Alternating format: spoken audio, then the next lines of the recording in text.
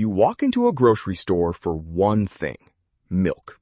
And somehow, the milk is almost always as far away from the entrance as the building allows. You pass bread, snacks, produce, end caps, and 100 things you did not plan to buy. By the time you reach the dairy case, your basket may not be empty anymore. Most people think the answer is obvious. Stores put milk in the back to make you walk past more products. That is part of the story, but it is not the real reason milk usually lives there. The real reason starts behind a door customers never see. Yes, stores care about what you see on your way to the milk. More time around products can mean more chances to remember something you need, or grab something you did not.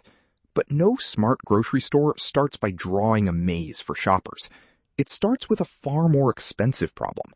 How do you move huge amounts of milk from a truck to a shelf without letting it get warm, go bad, or require a small army to restock it all day?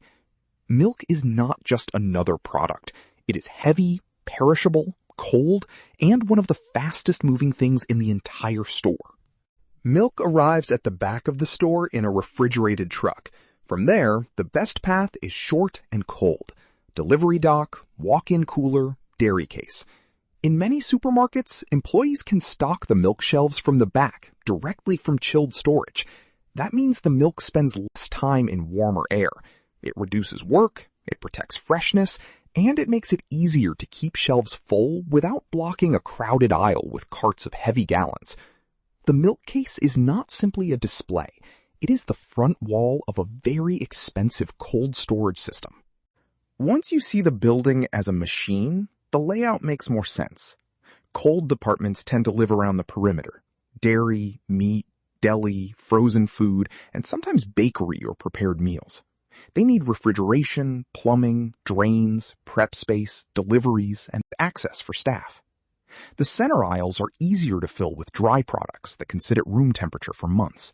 Pasta, cereal, canned food, paper towels, and snacks. So milk is often near the back because that is where the store's cooling infrastructure as loading dock already want it to be. Now think about how much milk one store sells. A cereal box is light. It can sit on a shelf for weeks. Milk is different. It comes in heavy cases, needs constant restocking, and does not get better when it warms up. If dairy were in the front, staff would have to move heavy carts from a back dock through the entire store, around customers, again and again. Keeping the milk close to cold storage makes restocking faster, cleaner, and cheaper. That boring operational detail matters more than most people realize. But here is the twist. The cold room and dock may decide where milk belongs. Once it is there, the store can still design the journey around it. End caps, seasonal displays, bread, pasta sauce, and promotions are all opportunities for you to see something useful or something tempting. The store does not need to trap you. It simply knows that a shopper walking to the dairy wall will see more than a shopper grabbing milk beside the front door. Operations created the route. Retail psychology learned how to use it. Why does the store care about all these tiny decisions?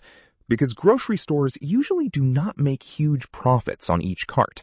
They sell enormous volumes while paying suppliers, employees, rent, electricity, refrigeration, delivery, waste, insurance, and card processing costs. The money left over can be surprisingly thin. That is why a store tries to make every system efficient. How products arrive, how cold they stay, how fast they are restocked, and what shoppers notice on the way.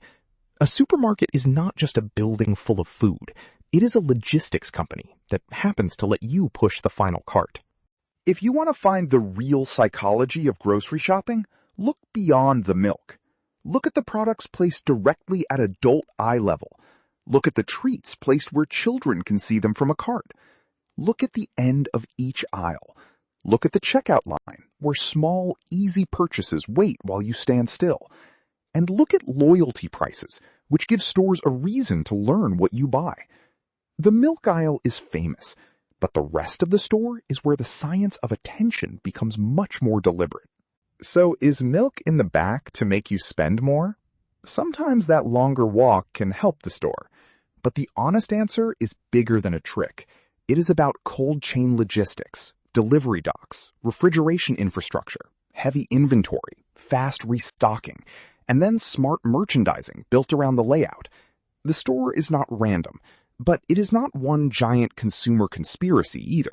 It is a system built to keep perishable food cold, shelves stocked, prices competitive, and customers moving.